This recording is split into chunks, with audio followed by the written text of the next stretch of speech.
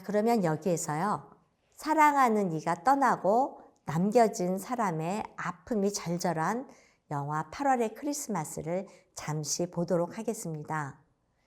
영화적으로 아름답게 그려졌지만 말없이 떠난 사랑하는 사람으로 인해서 남겨진 사람의 아픔과 상처가 절절하게 그려져 있는 영화인데요. 그 연인의 마음의 소리를 들어보시죠. 자, 8월의 크리스마스 시청해 보시겠습니다.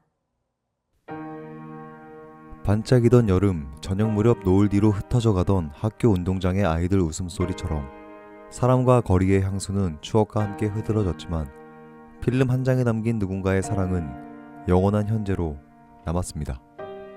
크리스마스 같이 짧은 삶에서 빛나는 여름이고 싶었던 한 남자의 이야기. 오늘의 캐릭터, 영화 8월의 크리스마스의 정원입니다. 문틈 사이로 햇살을 받으며 잠을 자고 있는 이 남자의 이름은 정원. 학교에서 들려오는 구령 소리가 그의 달콤한 잠을 깨웁니다. 오토바이를 타고 정겨운 거리를 달려 그가 도착한 곳은 병원인데요. 아이와 장난을 주고받는 해맑은 모습과 달리 정원은 병으로 시한부를 살고 있는 남자입니다. 정원은 사진관을 운영하며 평범한 일상을 살아가고 있습니다. 어느 날 오후 오래 기다렸다며 사진을 맡기러 온 한 여자, 다림을 만나게 되는데요. 병약한 몸에 지친 정원이 양해를 구해보지만 그녀는 급하다며 사진을 맡깁니다. 아까 저 때문에 화났었죠. 날씨도 덥고 이거 아침부터 너무 힘들어서 그랬어요. 미안해요. 그 후에 다림은 자주 사진을 맡기러 오면서 정원의 순수하고 다정한 모습에 호감을 가지게 됩니다. 정원은 길에서 우연히 고향으로 돌아온 오래전 첫사랑 지원을 만나게 되는데요. 흐른 세월만큼이나 그에게도 아련한 추억이 있었습니다. 아저씨 사자 자리죠? 생일이 8월 아니에요? 사자 자리가 나랑 잘 맞는다고 하던데. 다음날 다시 사진관을 찾아온 다림은 별자리 이야기를 하며 자신의 마음을 표현하고 평범하지만 특별해 보이는 대화 속에서 두 사람은 조금씩 가까워지게 됩니다. 집에 돌아온 정원에겐 사랑하는 가족들이 있습니다. 곧 죽음을 앞두고 있지만 함께하는 저녁의 밥상, 그리고 사진에 담겨진 그들의 모습은 평범한 일상이 얼마나 소중한 것인지 영화는 보여주고 있습니다. 다음날 정원은 무거운 짐을 들고 가던 다림을 도와주며 여름 향기가 배인 거리를 함께하고 꽉 잡아요, 이렇게.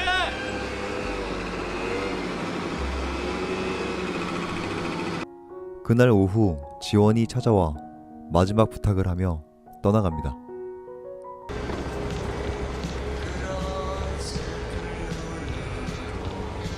세월은 많은 것을 바꿔놓는다. 서먹하게 몇 마디를 나누고 헤어지면서 지원이는 내게 자신의 사진을 지워달라고 부탁했다. 사랑도 언젠가는 추억으로 그친다. 오랜만에 만난 친구에게 술김의 농담처럼 자신의 본심을 이야기하는 정원.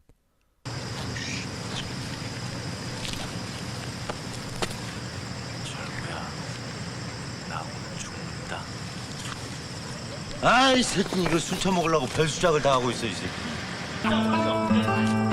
결국 농담처럼 녀석에게 말해버렸다. 이렇게 술에 취해 녀석에게 응석 부리며 웃고 떠들 수 있는 날들이 내게 얼마나 남아있을지. 술에 취해 사소한 다툼으로 경찰서에 가게 된 정원은 자신의 현실에 부정하듯 울분을 토해냅니다. 내가 왜 조용히 해 내가? 내가 왜 조용히 해? 정원이 나만 줘. 내가 왜 조용히 해? 한다니까요.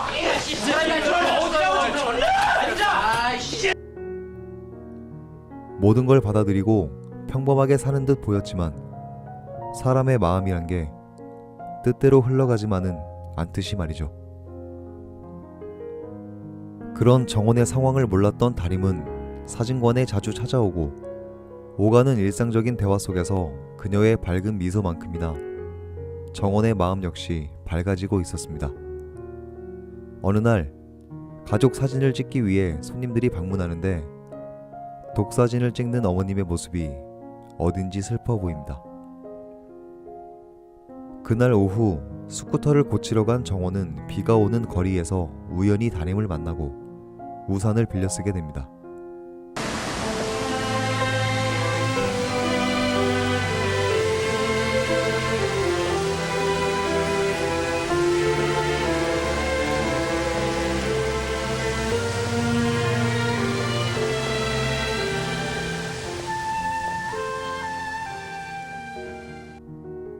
그날 밤 정원을 찾아온 손님은 다림이 아닌 낮에 왔었던 할머니였는데요. 저 다시 찍으시게요? 다시 찍을 수 있겠지? 예, 다시 찍어드릴게요. 곱게 차려입으신 할머니의 모습은 너무도 아름다우셨습니다. 사진관에서 찍는 사진들은 웃는 다림의 모습을 보여주며 살아감을 보여주기도 하지만 할머니의 영정사진을 찍으며 죽어감을 보여주기도 합니다. 하지만 삶도 죽음도 아름답게 비춰지고 있습니다.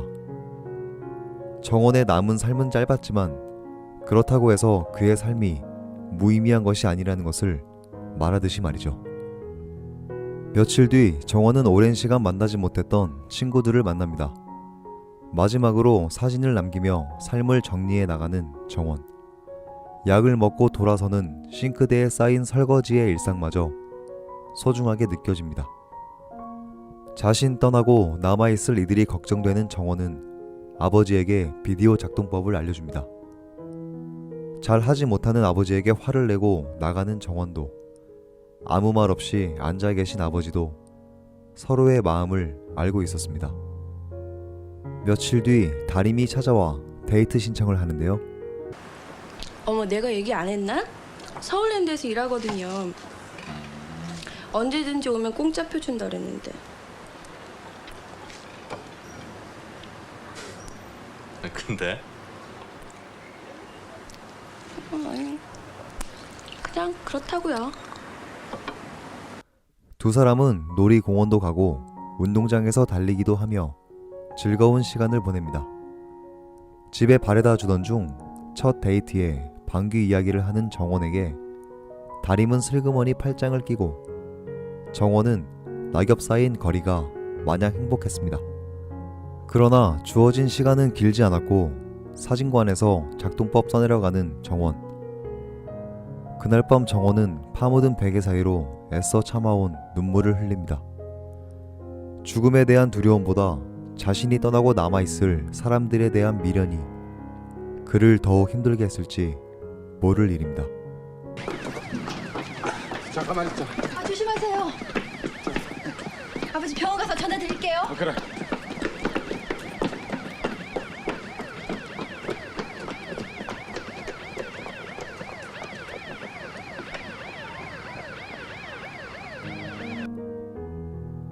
정원은 병으로 쓰러지고 그런 사실을 모르는 다림은 매일 사진관 앞에서 그를 기다립니다. 그녀는 언제 올지 모를 정원을 위해 걱정과 서운한 마음이 담긴 편지를 써서 문에 꼽아두는데요. 한편 정원은 병원에서 어떻게든 건강하게 살아보려 가져가려던 음식을 붙잡아 모두 먹습니다.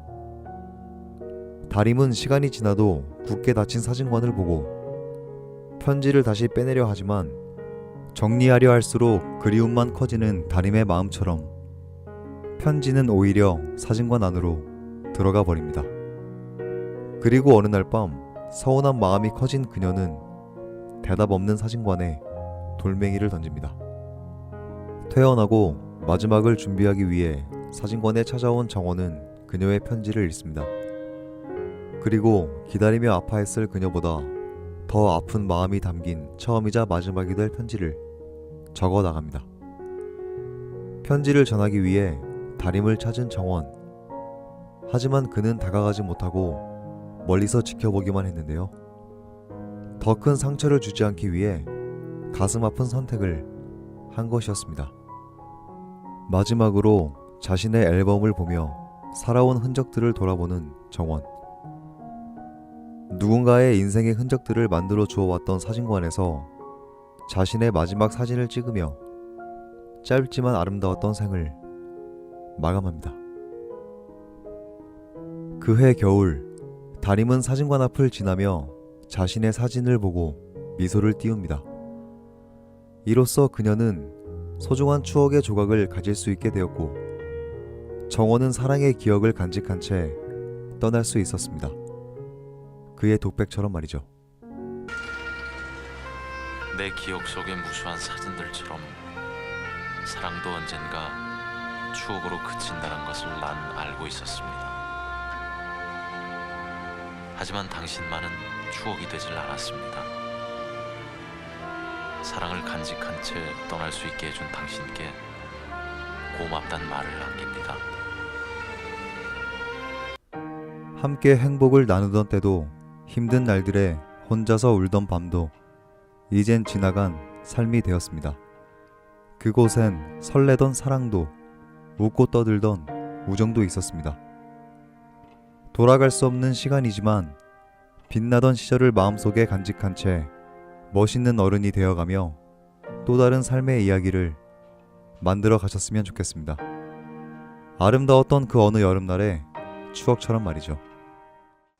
어떻게 영화를 잘 시청하셨죠? 어떠셨나요? 마음이 먹먹해 오지 않으셨나요? 상실 앞에서 난 아무렇지도 않아 그렇게 말할 사람은 없을 것입니다. 그 상실 앞에서 그러나 우리는 의연히 우리의 삶을 살아나가야만 합니다. 그것이 남겨준 우리에게 주어진 몫일 것입니다.